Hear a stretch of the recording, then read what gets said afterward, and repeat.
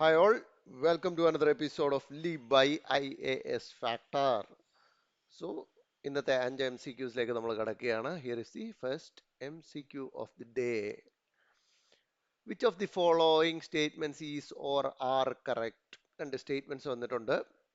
Current അഫെയറിൽ വന്നിട്ടുള്ള ഒരു വലിയ ഡിസ്കഷന് വഴിവെച്ചിട്ടുള്ള ഒരു ന്യൂസ് ആണിത്. First statement, the United States is the largest producer and exporter of soybean in the world.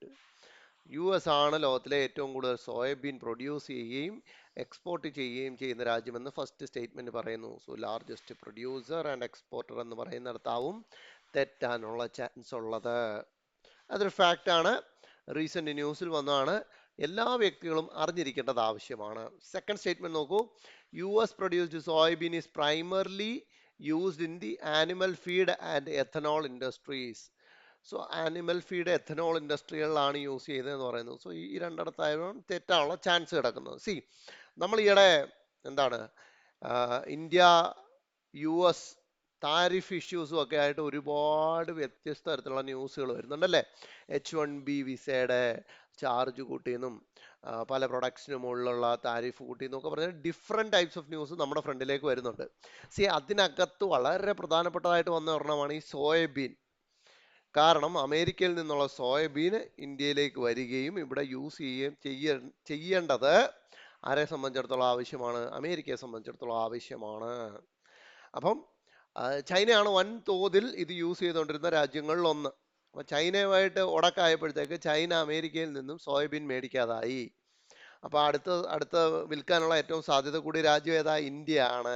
അപ്പൊ ഇന്ത്യ ഇത് വാങ്ങിച്ചേ പറ്റത്തുള്ളൂ. അപ്പൊ ഓൾറെഡി ഈ പറയുന്ന വലിയ തീരുവയൊക്കെ അടിച്ചു നിൽക്കുന്നിടത്ത് ഒരു കോംപ്രമൈസ് ഉണ്ടാവാതെ ഇത് മേടിക്കത്തില്ല. ഇത് മേടിച്ചില്ലെങ്കിൽ അമേരിക്കയുടെ സോയാബീൻ ഇൻഡസ്ട്രിക്ക് ഭയങ്കര ക്ഷീണമാണ്. കാരണം ഇത്രയും ക്വാണ്ടിറ്റി മേടിക്കാൻ വേറെ ആർക്കും ഒരു ഒരു കപ്പാസിറ്റി ഉള്ളവരില്ല.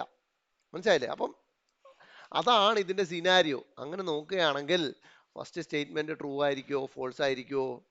ട്രൂ എന്ന് പറയാൻ ഒരു മനസ്സ് നമുക്ക് തോന്നുമെങ്കിലും actually this is false. Because United States അല്ല largest producer and exporter, it is Brazil. ബ്രസീലാണ് ലോകത്തിൽ ഏറ്റവും കൂടുതൽ സോയാബീൻ പ്രൊഡ്യൂസ് ചെയ്യുകയും എക്സ്പോർട്ട് ചെയ്യുകയും ചെയ്യുന്ന രാജ്യം. US-ന് സെക്കൻഡ് പ്ലേസ് ആണുള്ളത്. US-ന് സെക്കൻഡ് പൊസിഷൻ ആണുള്ളത്. അതിനകത്താണ് US-ൽ മാനുഫാക്ചർ ചെയ്യുന്ന അല്ലെങ്കിൽ US-ൽ പ്രൊഡ്യൂസ് ചെയ്യുന്ന സോയാബീൻ്റെ പ്രത്യേകത എന്ന് പറഞ്ഞാൽ ജനറ്റിക്കലി മോഡിഫൈഡ് ആണ് അവിടെ പ്രൊഡ്യൂസ് ചെയ്യുന്ന സോയാബീൻ്റെ ഏറ്റവും വലിയൊരു പങ്കും. അതായത് more than 90% of the soybean that are produced in US എന്ന് പറയുന്നത് എന്താണ്? ജനറ്റിക്കലി മോഡിഫൈഡ് ആണ്. മനസ്സിലായി? GM ആണ്. അപ്പോൾ അങ്ങനത്തെ ക്രോപ്സ് ഇന്ത്യയിലേക്ക് നമ്മൾ പൊതുവെ അങ്ങനെ വെൽക്കമിങ് അല്ലാത്ത ഒരു കാര്യമാണ്. പിന്നെ എന്തുകൊണ്ട് എന്നുള്ളത് സെക്കൻഡ് സ്റ്റേറ്റ്മെന്റിൽ കിടപ്പുണ്ട്. US produces soybean is used primarily in animal feed and ethanol industries. കണ്ടോ? അതായത് ഇത് മനുഷ്യർ കഴിക്കുന്നതിനേക്കാളും കൂടുതൽ അളവിൽ എവിടെയാ യൂസ് ചെയ്യപ്പെടുന്നത്? Animal feed. കോഴിക്കൊക്കെ തീറ്റയായിട്ട് കൊടുക്കും, കോഴിത്തീറ്റയൊക്കെ ആയിട്ട് കാലിത്തീറ്റയൊക്കെ ആയിട്ട് കൊടുക്കും. മനസ്സിലായില്ലേ? അവിടെയും പിന്നെ എഥനോൾ ഇൻഡസ്ട്രീസിലുമാണ് യൂസ് ചെയ്യുന്നത്. എഥനോൾ പ്രൊഡക്ഷന് വേണ്ടിയിട്ടും സോയാബീൻസ് യൂസ് ചെയ്യാറുണ്ട്. So that means two only എന്ന് പറയുന്നതാണ് നമ്മുടെ ഇവിടുത്തെ right answer. Because the largest producer and exporter എന്ന് പറയുന്ന ആരാണ്? ബ്രസീലാണ്. ഇനി ഇന്ത്യയുടെ പ്രൊഡക്ഷൻ നോക്കുകയാണെങ്കിൽ India is one of the biggest producers of non GM soybean. Genetically modified അല്ലാത്ത സോയാബീൻ ഏറ്റവും കൂടുതൽ പ്രൊഡ്യൂസ് ചെയ്യുന്ന പ്രധാനപ്പെട്ട രാജ്യങ്ങളിൽ ഒന്ന് ഇന്ത്യ തന്നെയാണ്. ആൻഡ് സോയാബീനെ കുറിച്ച് കുറച്ച് ബേസിക് ഫാക്ട്സ് നോക്കുകയാണെങ്കിൽ it's a leguminous plant and is native to northern China. അപ്പൊ ചൈനയിൽ നിന്നും മറ്റ് ലോകത്തിന്റെ മറ്റു ഭാഗങ്ങളിലേക്ക് പോയിരിക്കുന്ന ഒരു ക്രോപ്പാണ് സോയാബീൻ എന്ന് പറയുന്നത്. And it is a leguminous plant, അതായത് പി ഫാമിലിയിൽ പെടുന്നതാണ്. And soybean is one of the very few plants that provide high quality protein with minimum saturated fat. അതാണ് സോയാബീൻ്റെ ന്യൂട്രീഷണൽ ഇമ്പോർട്ടൻസ് എന്ന് പറയുന്നത്. അതായത് വളരെ കുറച്ച് മാത്രം സാച്ചുറേറ്റഡ് ഫാറ്റ് ഉള്ള എന്നാൽ ഹൈ ക്വാളിറ്റി പ്രോട്ടീൻ നൽകുന്ന ഒരു പ്ലാന്റ് ആണ് സോയാബീൻ എന്ന് പറയുന്നത്. ക്ലിയർ ആയല്ലോ? Here is the second question. During the Sangam period, what were Neithal, Marutham and Palai the types of? സംഘ കാലഘട്ടത്തിൽ നെയ്തൽ, മരുതം, പാലെ എന്നൊക്കെ പറയുന്നത് എന്താണ് എന്നാണ് ചോദ്യം. പത്രത്തിൽ വളരെ വിശദമായിട്ട് ഹിന്ദുവിൽ ഇതിനെ കുറിച്ചൊരു മെറ്റീരിയൽ ഉണ്ടായിരുന്നു. സോ എനിക്ക് തോന്നുന്നത് ഒരു സ്പെഷ്യൽ സപ്ലിമെന്റിനകത്ത് വന്നതാണ് എന്നാണ് എൻ്റെ ഒരു തോന്നൽ. ഓക്കെ, അപ്പൊ എന്താണ് മരുതം, നെയ്തൽ, പാല എന്നൊക്കെ പറയുന്നത്? കേരള PSC ക്ക് പഠിക്കുന്നവർക്ക് ഇത് ഭയങ്കര ഒരു ഈസി ചോദ്യമാണ്. UPSC ആസ്പിറൻസിന് അങ്ങനെ ആയിരിക്കണം എന്നില്ല. A. Administrative assemblies. B. Army division. C. Forms of taxation. And D. Landscapes. C, മൂന്നെണ്ണത്തിന്റെ പേര് മാത്രമേ ഇവിടെ കൊടുത്തിട്ടുള്ളൂ. ആക്ച്വലി 5 ക്ലാസിഫിക്കേഷൻസ് ഉണ്ട്. ഐൻതിണകൾ എന്നാണ് ഇതിനെ വിളിക്കുന്നത്. ഐൻതിണ, 5 തിണകൾ. സോ തിണ മീൻസ് എന്താണ്? ലാൻഡ്സ്കേപ്പ്. അതായത് സംഘകാലഘട്ടത്തിലെ തമിഴകം എന്ന് പറയുന്ന ആ ഭൂപ്രദേശത്തെ 5ആയിട്ടാണ് ക്ലാസിഫൈ ചെയ്തിരുന്നത്. 5ആയിട്ട്. ഇറ്റ്സ് ഡിപ്പെൻഡിങ് അപ്പോൺ ഇറ്റ്സ് എന്താണ് നമ്മൾ ഇന്നത്തെ കാലത്തെ ബയോം എന്ന് വിളിക്കുന്ന പോലെ ഇരിക്കും. മനസ്സിലായില്ലേ?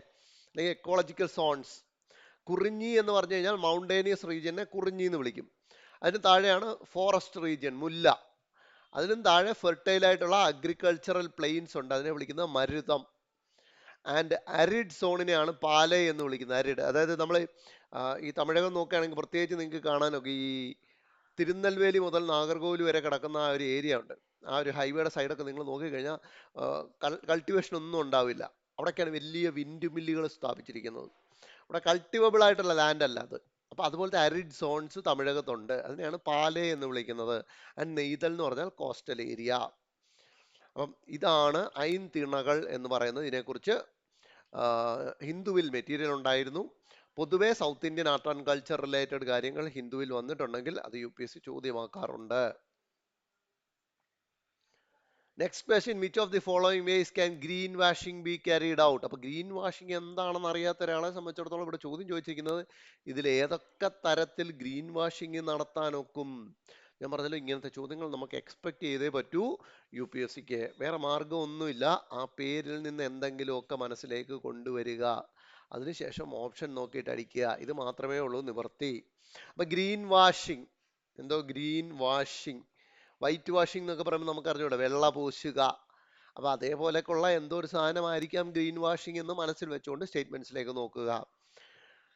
So focusing marketing on a small environmentally positive initiative while its core business practices remain harmful or polluting. അതായത് ഒരു സ്ഥാപനത്തിന്റെ ശരിക്കുള്ള ബിസിനസ് എന്ന് പറയുന്നത് എൻവയൺമെന്റലി പൊല്യൂട്ടിങ് ആയിരിക്കും.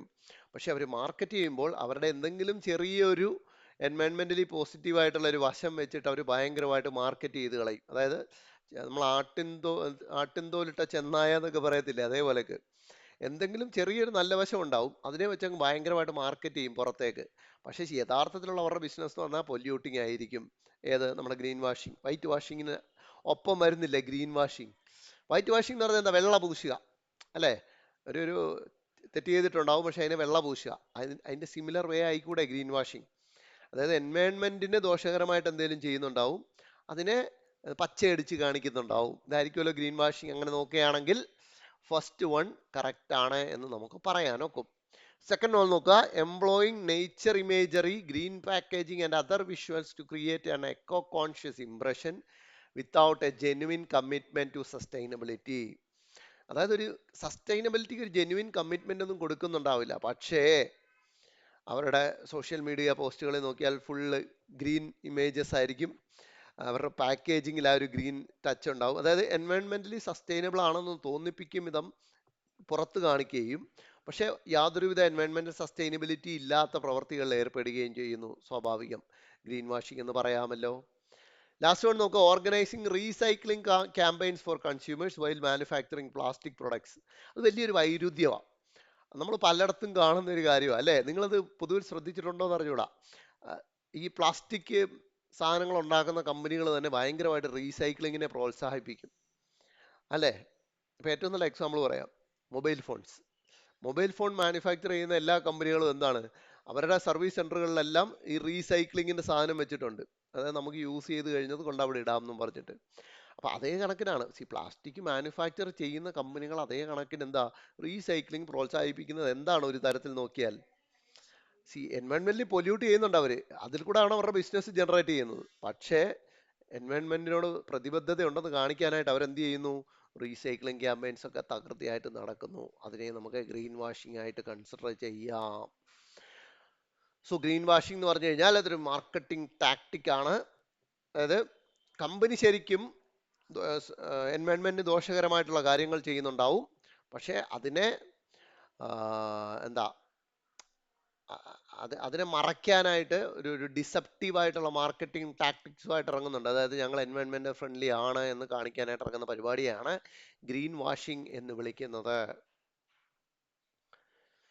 Next question, again related to environment, consider the following statements. The Kunming-Montreal Global Biodiversity Framework were a set of 20 global targets for biodiversity conversion adopted by CBD in 2010 as a part of its strategic plan for biodiversity 2011-2020.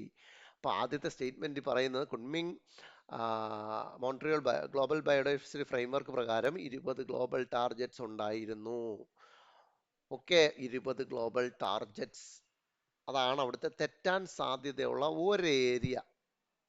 Okay, ഒരു area എന്ന് പറയുന്നത് 20 global target ആണോ, set ചെയ്തത് 2010-ലാണോ, ഈ പറയുന്ന strategic പ്ലാനിന്റെ ഭാഗമാണോ, ഇത്ര ഏരിയകൾ അവിടെ തെറ്റാം.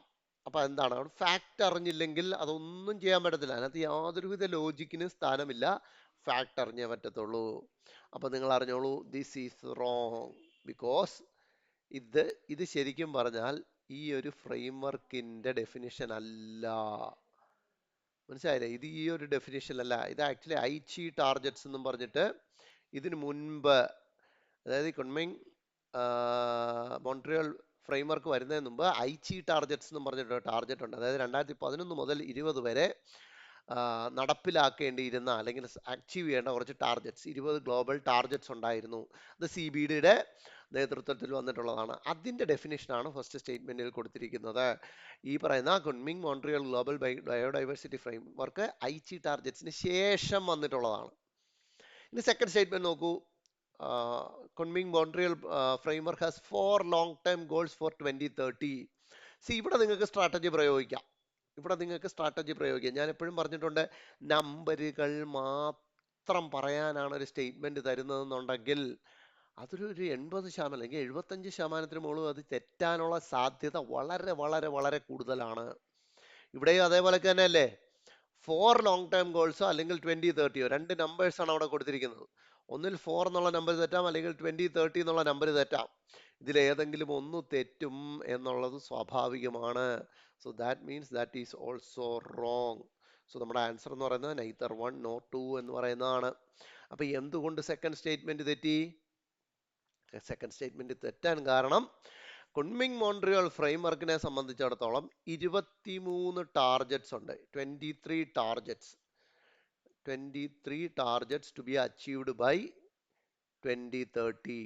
അതായത് 23 ടാർഗറ്റ്സ് 2030യോട് കൂടി അച്ചീവ് ചെയ്യുകയും 4 goals to be attained by 2050 ആണ്. 2050 കൂടിയിട്ടാണ് ആ ഗോൾസ് അറ്റൈൻ ചെയ്യേണ്ടത്. അതുകൊണ്ടാണ് സെക്കൻഡ് സ്റ്റേറ്റ്മെന്റ് അവിടെ തെറ്റുന്നത്. With respect to which of the following are the terms life cycle 75 and balanced life cycle in the news recently? ഇതും നിങ്ങൾ ശ്രദ്ധിക്കാൻ വളരെ ചാൻസ് കുറവാണ്. വളരെ ചാൻസ് കുറവുള്ള ഒരു ന്യൂസാണ്. കാരണം അതിന്റെ ആ ന്യൂസിന്റെ ഫ്രെയിമിങ് അങ്ങനെയാണ്. കാരണം നമ്മളെ ബാധിക്കുന്ന ഒരു സാധനമല്ല, അല്ലെങ്കിൽ UPSC ചോദിക്കത്തില്ല എന്നും പറഞ്ഞ് ഒരുപാട് പേര് ശ്രദ്ധിക്കാതെ വിടുന്ന ഒരു ആക്ച്വലി വേണമെങ്കിൽ പറയാം, ഇതൊരു പരസ്യത്തിന് സമാനമായിട്ടുള്ള ഒരു സാധനമാണ്. ഓക്കെ, നോക്കൂ. Investment options under the pension system, schemes for carbon credit trading in the international market, types of insurance policies for senior citizens, different grades of ethanol blending in vehicle fuel. അപ്പൊ ഇതിൽ ഏതാണ് life cycle 75ഉം balanced life സൈക്കിളുമായിട്ട് ബന്ധപ്പെട്ടിട്ടുള്ളത്? എന്തായാലും നമുക്ക് ഈ BA eliminate ചെയ്യാം, DA eliminate ചെയ്യാം അല്ലേ?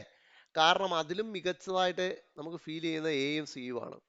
ഒന്നുകിൽ investment options under pension system, അല്ലെങ്കിൽ types of insurance policies for senior citizens. കാരണം എന്താ, ഇവിടെ ഒരു ലൈഫ് സൈക്കിൾ എന്നും 75 എന്നും ഒക്കെ പറയുന്നത് കാരണം അതിൽ ഏതെങ്കിലും ഒരെണ്ണം ആയിരിക്കും എന്ന് നമുക്ക് ഗസ് ചെയ്യാം. 50-50 എത്തി, ഏതെങ്കിലും ഒരെണ്ണം അടിക്കണം.